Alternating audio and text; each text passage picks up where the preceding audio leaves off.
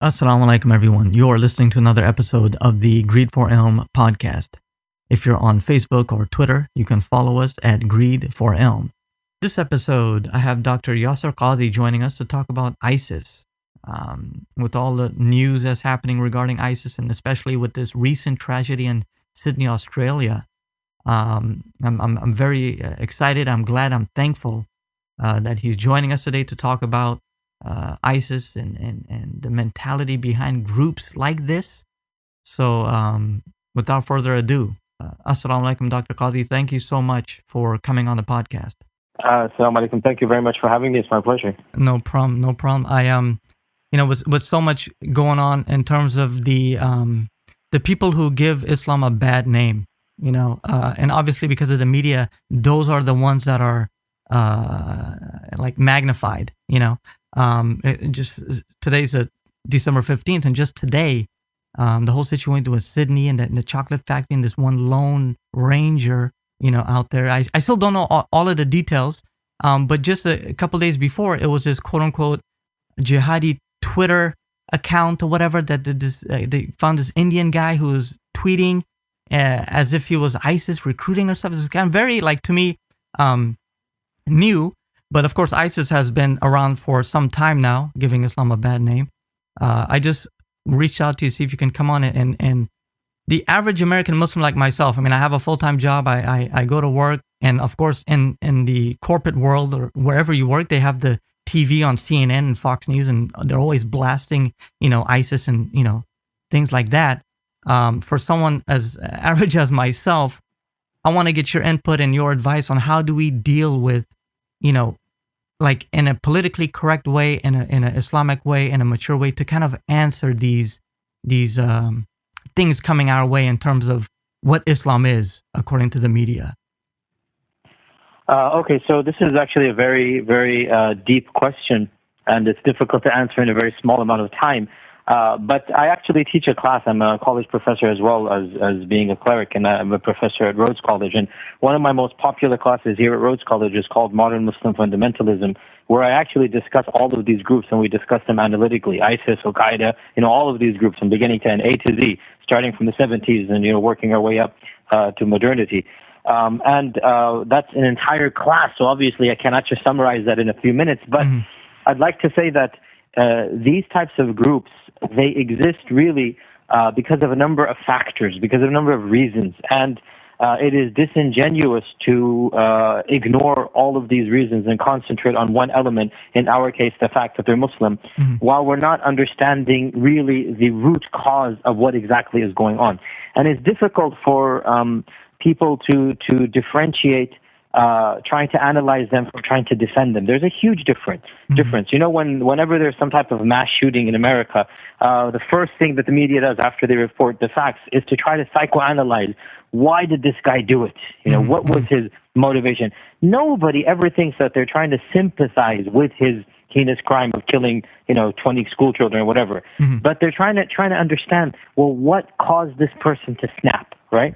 So we as Muslims, when we point out, let's do the same thing to these groups, a lot of people misinterpret that, and they're like, oh, you're defending them or you're justifying them. Not at all. I think these groups are radical. I think they're terrorists. I think they kill innocent civilians. I think they're murderers if they do kill people. And I think that they will be held accountable on the day of judgment of doubly, not just for killing innocent people, but for doing so in the name of Islam. That being said, we do need to take a step back and ask ourselves, what is motivating these people? We, as Muslims, I'm speaking to you, you're a Muslim, I'm a Muslim, we obviously don't believe that our religion primarily is causing these violent outbursts. Absolutely. We obviously have been raised in Islamic environments that don't sympathize with such interpretations of the Quran, and we don't view the Quran as being an inherently, astaghfirullah, evil or unholy book that leads to violence. So when a non-Muslim asks us, well, why are these people doing these things? So we have to say, okay, let's take a step back and analyze what's going on. And the way I typically do this in shorter lectures is I say there's three primary points we need to understand. First and foremost, the motivations, the reasons for this rage are all political grievances. that the root cause of such anger, of such backlash, are political grievances.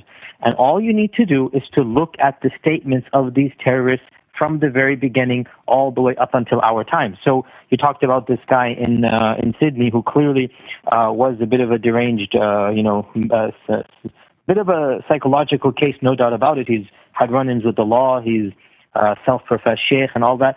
But if you look at his Twitter account, which I did actually, and you look at his Facebook page, and you look at his previous encounters and what he was infamous for, if you look at it, really all that he's talking about is are political grievances, that the West is bombing Muslim lands, the West is doing this, the West is doing that.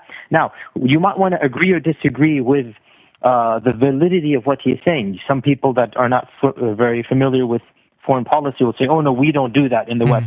Well, fine, that's your interpretation.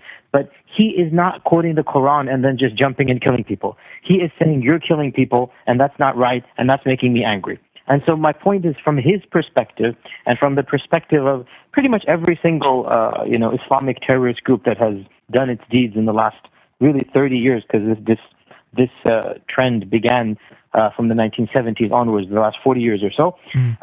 If you look at each one of these groups, so they're always talking about political grievances. Whether it's drone attacks, whether it's Guantanamo, whether it's the Israeli issue and the Palestinian plight and the inhumanity of the situation. So number one, there must be a systematic, continuous set of political grievances that truly antagonizes a lot of people. So it must be systematic, not just a one-off. It must be grievous, so it's just continuous and it's very, very evil. And the fact of the matter is that many people in the world, Muslim and non-Muslim, acknowledge the severity of what Western foreign policy has done in many lands, most of which are Muslim. We're talking today, and a few days ago, the CIA released, or it was forced to release, a highly redacted summary of some of its techniques and tactics, which I think any fair-minded person would acknowledge cross the lines of human decency and dignity, and the stuff that we did unto them, we would never tolerate they doing unto us for whatever reason. So the sheer brutality of our foreign policy, our propping up of dictators, our support of the State of Israel and the plight of the Palestinians, our drones, our bombs, etc., etc. The list goes on, and it is in fact never ending because our reactions are always worse than the initial causes that caused them. So this is the first issue. The second issue, when we look at these radical groups and try to situate them, the second issue is that we need to understand that there is a fundamental difference in paradigm between many members of the Muslim world and many members of the Western world. And notice even what I just said, Muslim vis-a-vis West. In the West, by and large, religion is something secondary. Even if you are a religious person, you're expected to keep it private or just be polite about it and not really put it something, your life really should not be publicly dictated by religion. And this is something that the West has its own history of. And it's basically gone through the Dark Ages, the Middle Ages, the Reformation, the Renaissance, etc., etc. We're now living in a post-Renaissance, a post-modernist phase, where the West is very happy with its version of secularism, with its version of liberalism, with its version of government and democracy. Now, what many people don't realize is that other civilizations and other geographic regions of the world did not have the same development historically and politically and socially. And therefore, they didn't undergo the same transformations because they didn't have the same problems. Islam never underwent the type of Renaissance and Reformation that Christianity did because Islam never had a equivalent of the Dark Ages. Islam didn't have the 100-year war or the 35-year war and the Catholic Protestant major civil wars that took place. Yes, Islam did have its own set of issues. I'm not trying to sugarcoat and broad paint with broad brushes of ecstatic glory. No doubt, Muslims had our own problems, but the point is our solutions were different, and they remain and they continue to be different. So Muslims never had the need to invent secularism. Muslims never had the need to invent the type of liberalism that the West is familiar with. And to this day, most Muslims that are religious and devout would identify primarily with their faith above and beyond their nation state, above and beyond their political loyalties. So somebody would say, I am Muslim and I'm also an American. I am Muslim and also a Pakistani. So for them, their ultimate loyalty is that of Islam. Now, in the West, we are very content with nation states, and we feel very comfortable demarcating ourselves. He's a Canadian, I'm an American, she's a Mexican, and whatever the geographic boundaries might be. So when a person comes along who's, let's say, from Mozambique, which is a majority Muslim country, giving a hypothetical example, and he starts talking about the travesties against the Palestinians, and he gets angry and he does an act of terrorism. So the West is scratching its head and saying, why is this guy from Mozambique going on and on about Palestinian injustices? This is just bizarre. Now, from their paradigm, of course, the nation state is very different. If something happened to one of their own citizens, this is a very big deal, and the country will indeed get involved. If you remember when Guantanamo happened in 2002, so they captured one or two Americans, and the big debate began: are these Americans also going to be treated in the same way in Guantanamo? Then even the far right, for by and large, said, no, we can't do that. So the fact that an American is somehow more human, or we have to be treated more humanely, or there's a different set of laws that govern the treatment of one's fellow co-citizens of the nation state. We understand that because we're born into the nation state. What many people don't understand is that from the Muslim world's perspective, these nation state boundaries are really figments of the imagination. From the Muslim world's perspective, nations come and go, they rise and fall. These boundaries keep on evolving and changing. I mean, 100 years ago, well, firstly, they are imaginary in the sense that they don't actually exist, right? They're pretty much drawn by convention. And secondly, they're ever changing. I mean, no nation is eternal. No nation is permanent.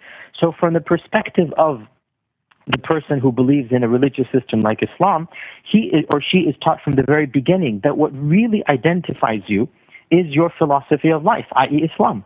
And therefore, fellow Muslims are the people that you have special bonds with, right? And this is something that is perplexing to many people who are born into the nation-state paradigm and who understand the demarcations of political states very easily, but are not quite that comfortable. And for them, this is a type of fanaticism that they would not be comfortable with, because from their perspective, loyalties are really based upon the nation state. I am a loyal, patriotic, and then fill in the country of your particular choice, and that's completely fine. And look at the rhetoric that is around the nation state. One must die for one's country. One must serve for one's country. Well, there's no higher glory than to die. And look at how we venerate the people who serve our country, who are, look at the banners, support our troops. And if anybody dares to criticize the troops, God forbid, this person is really evil in the eyes of the masses. Well, people need to understand, for those who believe in a religion, from their perspective, that type of rhetoric is nonsensical and being utilized by higher powers of the government. The real rhetoric should be that you're fighting for really what is right in the eyes of the God who created you, right? So this is a different paradigm. And again, this is not to justify. I have to reiterate here, I am not supportive of these groups, but we need to understand where they're coming from. So the second point is their paradigm is different. It is a religious paradigm. And then the third and final point is that you get these radical and terrorist types of activities really when all other avenues and sources have been eliminated and there doesn't seem to be any hope in any other alternative. Terrorism is always the last resort. Terrorism is a tactic and a tool and not an end to any type of agenda. It is a means to publicize. It is something that you use to publicize, to bring attention to your cause. And that's what basically the majority, if not all, terrorist movements do. Terrorism is never an end goal. So these people that do these things, they always feel so frustrated, so exasperated that political change is not working from their perspective. Lobbying is not working from their perspective. Education is not working from their perspective. So they feel so frustrated. There's nothing else to do other than to go and, fight and kill. And of course, this is where we have to get involved as Muslims and tell them, no, it doesn't matter how angry you are. It doesn't matter how legitimate your grievances are. Our religion tells us not to act like fools and not to return evil with evil, especially when that evil is returned unto innocent people. So on all three accounts, we need to educate our fellow Muslims and explain to them, some of your grievances are legitimate. Some of your grievances are very, very, if you like, correct in their legitimacy. But how you are responding to these grievances is only going to cause more harm in the long run. So these are my three main points for why these radical groups form. Yeah, like you were mentioning towards the end that, we have to tell them, for example, that's not what Islam says, or that's not what Islam is advising. But usually the people that are, behind the guns and yelling are very uneducated people, So it's like, no matter what you say, it just doesn't go in, doesn't sink. And it seems like it's just a problem that is just gonna keep on snowballing, and is, or at least that's how I see it. I mean, I haven't seen an educated, like a doctor like yourself do something like what ISIS is doing, So I think what needs to happen is people like us need to engage in multiple avenues to try to minimize this type of anger. We have to engage in with our governments, and explain to them that they really need to be just honest about why this anger exists. I mean, the official narrative that is always being portrayed, that they hate us for our freedoms. I mean, every analyst knows this is not true. And everybody working, and every academic, everybody who studied, everybody knows this is just a false narrative that is being painted, so that the masses really believe that, oh, we're so angelic and they're so demonic. And because we're so angelic, they hate us because we're so holy. I mean, nobody that actually studies this stuff actually believes this. Even the people that are propagating it at the highest levels, they know this is not true. So we need to just tell them, look, this type of rhetoric only angers even more of these radicals. That you're not even acknowledging there might be a legitimate difference of opinion over the use of drones, over the use of torture even. I mean, Dick Cheney came on TV yesterday defending torture and saying, I do it all over again. And a large percentage of Americans are actually agreeing with that. So frankly, what is the difference between a person like Cheney and a person like the radicals when their tactics are pretty much exactly the same? So it's not a matter of we're so holy and they're so evil. No, both sides have a lot of evil. Both sides are waging war against each other. And frankly, one side is being more honest in why it's waging that war. So we need to speak to our governments and explain to them. We need to also speak to our fellow citizens. I mean, most Americans are dismally unaware of what our own country, America, does in the Middle East. They're dismally unaware of how we support the dictators of the Middle East, of how we always and continuously trample over the rights of the Palestinians, that our carte blanche support of Israel is bringing about so much anger. And most Americans, if they really knew the situation in Israel, I mean, their own president, Jimmy Carter, has called Israel an apartheid state. Desmond Tutu, who lived under apartheid South Africa, says that the situation in Palestine is even worse than the situation of blacks in South Africa. I mean, you have people like this. The average American is still unaware that these voices are speaking. So we, Muslims and peace activists, need to educate our fellow Americans that, look, if we continue these policies of killing lots of people and endangering the lives of others and depriving them of basic human dignity, then we will continue to enrage large segments of the world. And there's only so much I can do as a cleric to stop these people from going crazy on me, because those grievances will continue to perpetrate. And the third thing we need to do is to reach out to our young men, and especially men, because it's usually men that do these things, and women as well, but primarily it's our young men, and tell them this is not in accordance with the teachings of Islam, that the people that you are targeting and killing are completely innocent, and we are not allowed to just kill innocent people because of anger and rage. Of course, all of us feel sad for the plight of the Palestinians. All of us feel sad at the plight of Guantanamo and all of this, but that does not justify, like this guy did, holding a cafe hostage, the people in the cafe, and just, terrorizing them. I mean, this is something that we need to work on and educate them that this is not the way forward. We need to tell them the proper channels and avenues. And frankly, if the proper channels and avenues don't work, this does not mean that we resort to improper channels and avenues. We have in the prophetic model of our Prophet Muhammad sallallahu alaihi wasallam an ideal example to follow.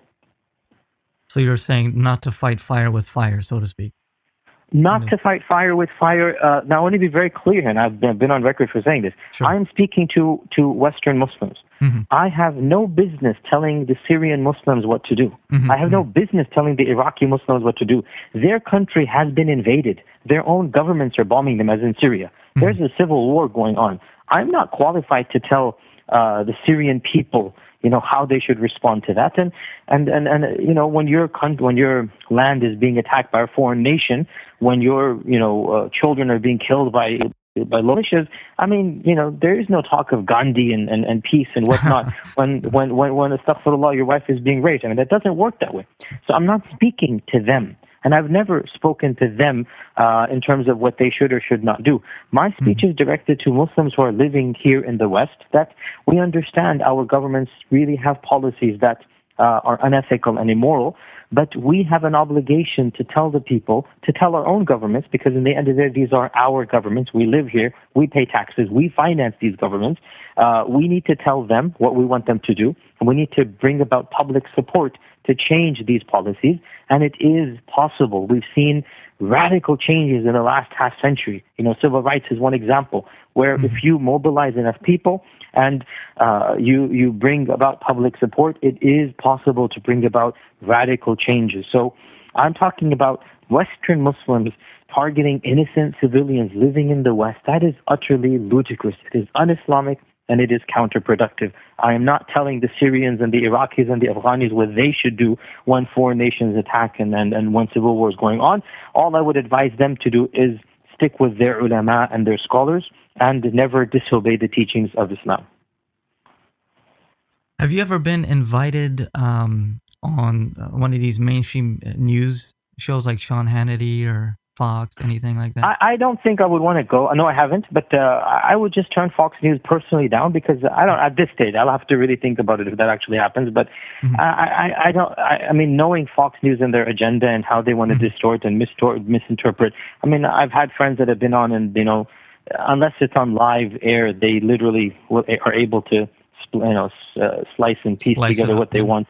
And it's just, I've had enough experiences with journalists who are writing about me to realize that journalism could be a very evil and dirty business. So I haven't been invited. I've been on CNN and others, but not on Fox. And I'm not too keen to come on Fox, to be honest.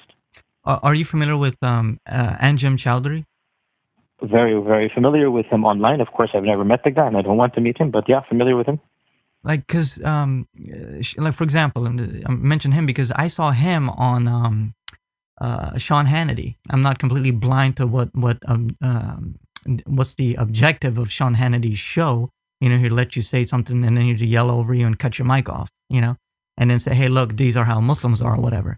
But he did ask Anjem Chowdhury, he said, can you just say on the record, on TV, that ISIS is evil, and he didn't say that. He was kind of going around it and saying stuff like, well, you have to, look at it from their point of view and stuff. And of course, it escalated, and then Sean Hannity just cut him off, That's why I asked if they reached out to someone who would actually say that. But then again, he probably doesn't, because he just wants a finger to point, Well, here's the point. If Sean Hannity interviewed me, he wouldn't ask me that question. He knows exactly what to ask. His researchers have done the job. They know Anjem would never say that about ISIS. So if that's they would interview me, they would try to corner me into other things to say. So again, I'm not too keen, but I'll see if ever an invitation does come. I'll have to think about it when that opportunity arises. So this recent post that you have on Facebook regarding the Twitter Shami witness account, I guess that's how you pronounce it, Shami. And I'm just reading it right now. You said that this guy actually reached out to you, sent you messages. Oh yeah, I get death threats all the time from these weirdos. I get charges. Goodness. I get charges of hypocrisy. I get charges of sellout. There's this term they love. It's called coconut. And anybody who doesn't agree with them is called a coconut. I didn't actually understand for the longest time, what is a coconut? Why are they calling me a coconut? And everybody who disagrees with them, I didn't understand until finally one of my friends explained to me that a coconut is somebody who's brown on the outside and white on the inside. So you're pretending, you're pretending to be like, you're actually brown, but you want to be white. And of course, I mean, it's just a smear. And Allah Azza wa Jal clearly says in the Quran, don't call each other by vile names and nicknames.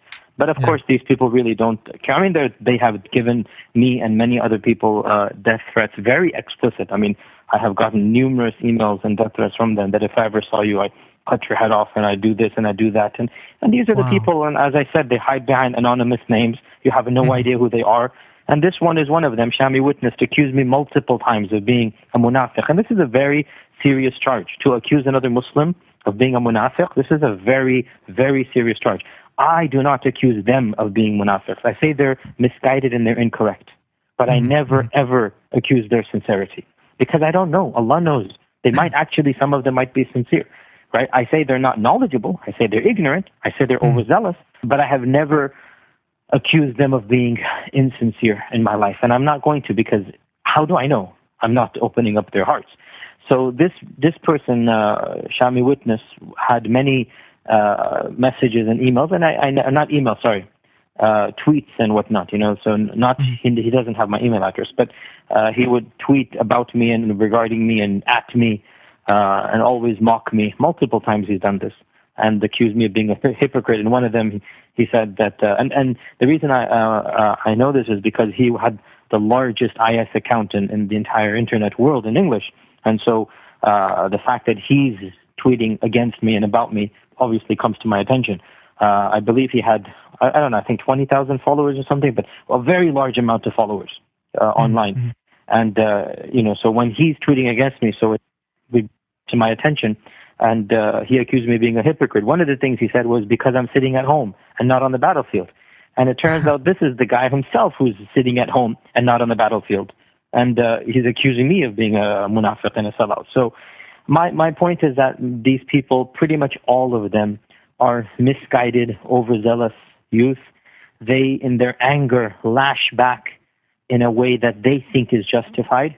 And what they lack really is knowledge and wisdom. And I've said this many times before, with all respect that I can muster and with all gentleness I can, that they should look at their collective age and wisdom.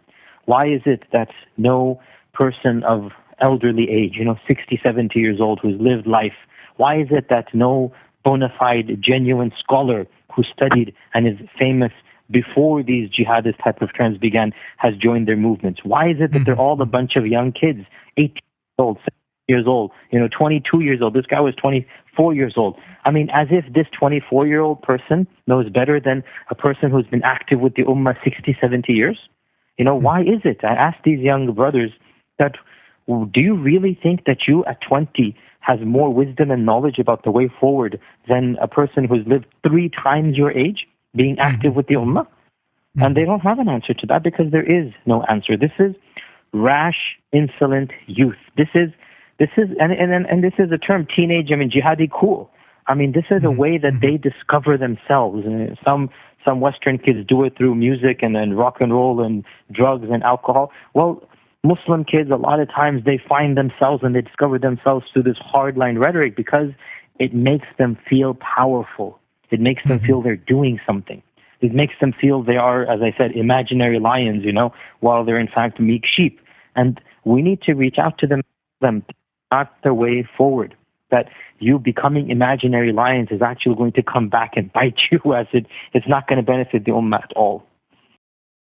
Wow. Yeah, this and so you're pretty you have a following obviously on Facebook and Twitter. Are you behind the tweets and stuff like that, or do you have a team that does that?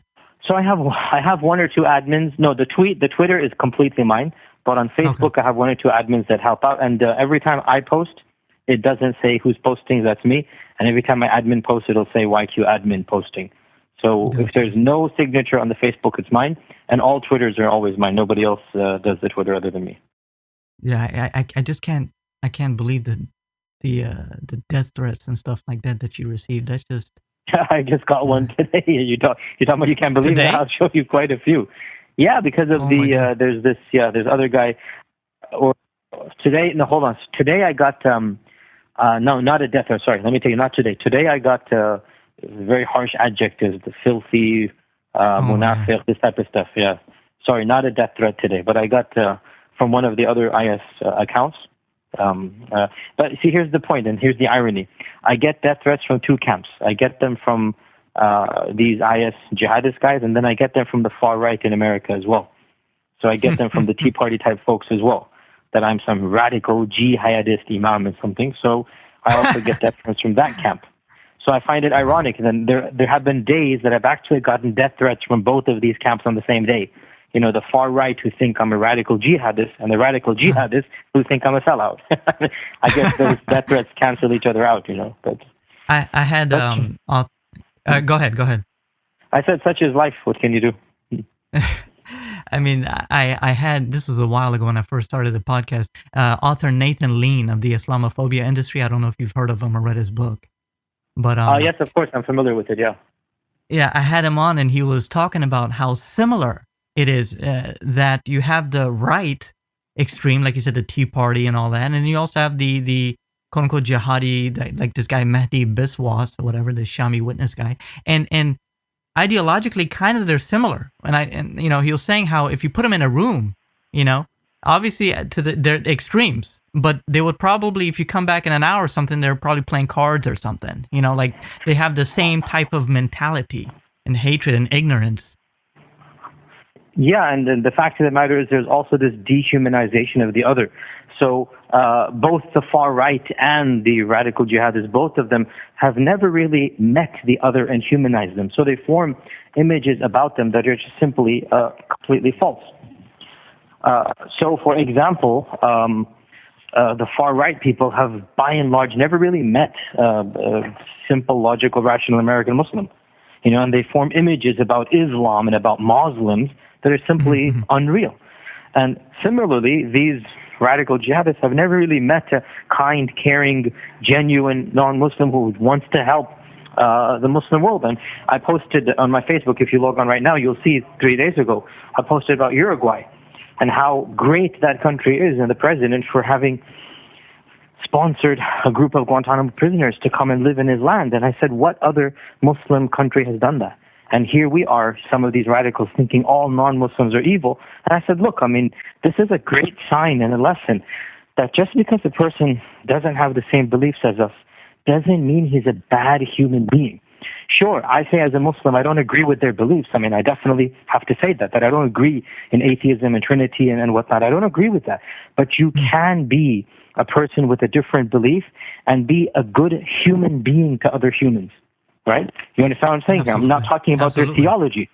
I'm talking about the fact that you can be genuine and kind and caring and merciful and want good for other people. And these radical jihadists don't even acknowledge this reality. And you have to think all non-Muslims are evil if you want to start killing people the way that these people do. So you just start bombing people and taking over cafes. You just have to paint everybody as being evil. And that's something we need to combat amongst them, that you have good non-Muslims. And when I say good, I don't mean their theology is good. Because somebody's going to say, oh, you're saying it's okay to worship an idol. No, I'm not saying that. I'm not talking about their theology. But I'm saying, can a person who doesn't believe in the same beliefs as me, can he or she be loving and caring and kind to other human beings? Of course they can. And anybody who denies this is denying not just human reality and experience, they're even denying the seerah of the Prophet, because in his own lifetime, his uncle Abu Talib, he bent over backwards to protect the Prophet, but he was not a Muslim. And there are many other examples as well of his own lifetime. I mean, my best friend since high school is a Christian from India. And over the years, over a decade now, we've been talking, we've had religious talks, and he's at a point right now where he doesn't believe that in this whole Trinity concept, and he doesn't believe that Jesus was the Son of God. He believes he was just a prophet, a human being, you know, as a messenger. And he just stopped. Yeah. So he just stopped short of that, but, you know, Allahu Alam, and hopefully he, you know, accepts Islam. But, you know, but again, like you were saying, I trust him, you know. And he's probably I keep telling him, I met him last night. I said, you know, it's funny that I do have Muslim friends as well, you know, but a lot of them have flaked out in times of need, you know, and he's always been there. So it's just the irony, I guess. But And there's nothing wrong as a Muslim to say that, you know what, this non-Muslim person, he's a good guy. I can trust him. Allah says in the Quran explicitly that there are people of the Jews and Christians, you can trust them with a mountain of gold and they will be honest and trustworthy. And then there are those also amongst them, you couldn't even trust them with a few pennies. I mean, this is in the Quran. That Allah is telling us, look, not all Jews and Christians are untrustworthy. Some of them are, some of them aren't. And the same goes for Muslims. I mean, heck, man, you really expect me to believe that the Muslim community has any less crooks and thieves? I mean, we all know that, So to claim that all non-Muslims are this and that, I mean, this is one of the signs, telltale signs, really, of this type of radical strand of Islam. Well, Dr. Qadhi, oh, by the way, I should have said this in the beginning, but congratulations on your PhD, becoming a doctor. That was fairly recent, right? No, it's been a year. So I guess it is recent in the sense it took me 8 years. So in that sense, it is fairly recent. Slowly but surely, but you got it. Alhamdulillah. So that's Alhamdulillah. I was just very busy doing a lot of other things. So Alhamdulillah, I'm very happy that finished my PhD from Yale. Alhamdulillah, Alhamdulillah. Well, obviously people can look you up on Facebook and they can find you on Twitter and Google, obviously. And you have your own YouTube channel with a whole bunch of awesome videos. All that stuff will be on the show notes where people can go and follow you. I thank you so much. I know you're an extremely busy person. The wealth of knowledge that you have, I would love to have you back on, there's other topics that we can talk about. I would love for you to come back on, but of course, whenever you have time. Inshallah, the pleasure is mine, alhamdulillah, and I just want to give a quick free, if you like, publicity to my Go ahead. channel on YouTube. Yasir Qadhi, youtube.com/Yasir Qadhi, and especially my Seerah series, which I'm very, very both proud and humble at the same time. Proud as much as Islamically allowed to be, and humble that Allah has blessed me to do that. That we have more than 100 episodes. We're just going to be winding up the Seerah as well. And I do pray and hope that it is the most thorough and exhaustive and authentic analysis of the seerah of the Prophet in modern light in the English language. And I've gone back to the original sources, and I'm very, very humbled at this accomplishment. And I do encourage your listeners to just take a look at a few episodes, and hopefully, if you like it, then you'll be listening to the entire series, inshallah. And even if you don't listen to mine, my strong advice and suggestion is read the seerah of the Prophet, because honestly, it's the number one way to increase your iman, to make you feel good to be a Muslim, to know that this religion is true. You have to study the life and times of the greatest human being and our role model, and that's the Prophet Muhammad sallallahu alaihi wasallam. Absolutely. Which books do you recommend for seerah? They have the English ones, they have the Arabic ones. I mean, a lot of people they don't understand the Arabic text. Yeah, of course. So there's a lot of books out there, and it really depends on your own time and level and whatnot. I mean, one of the simpler and easier ones is by my own teacher of Seerah, my own teacher in Medina. He's passed away, Sheikh Safir Rahman Mubarak Furi, who wrote Al-Rahiq al-Makhtoum, The Sealed Nectar, and this was it won an international award when he wrote it. That's a really simple and easy book.